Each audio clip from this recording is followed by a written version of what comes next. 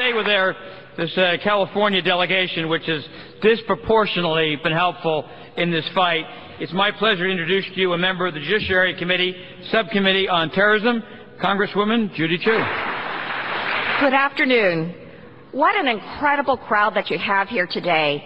I'm always so impressed by your dedication and commitment to the issue and all the support that you've built on the Hill. And today is no different. A month ago, I saw the video of what happened in Camp Ashraf in April, and I was horrified. I could not believe what I saw.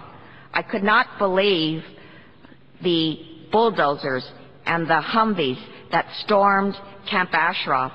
I could not believe the sight of troops using live ammunition and seeing men and women just mowed down.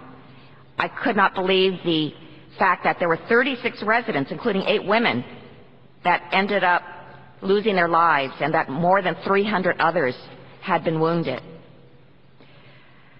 Iraq has announced that it's appointed a committee to investigate this, but so far we've heard nothing about this investigation or what they found.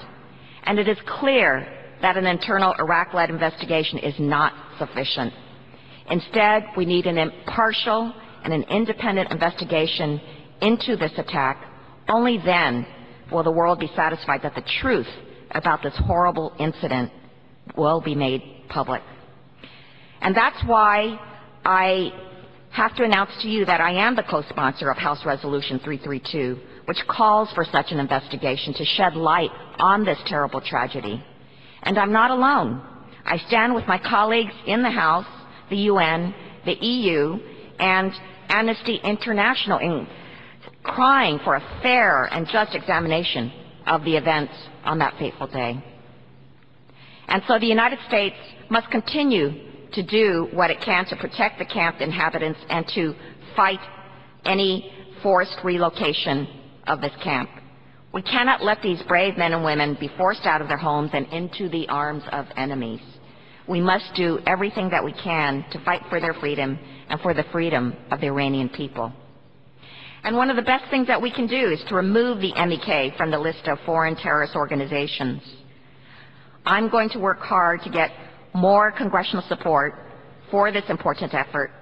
We need to raise the pressure, have congressional hearings, and bring the subject to the world's ears so that finally the State Department will feel the pressure and do the right thing.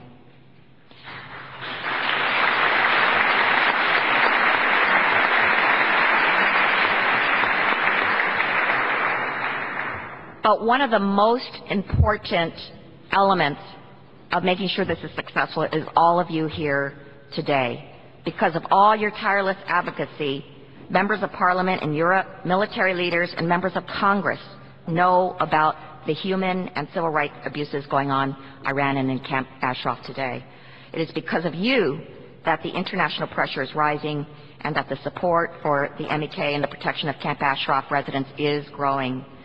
I want you to know that as long as you are fighting, I will fight with you, and together we can regain fair and democratic rights and treatment for all Iranian people. Thank you very much.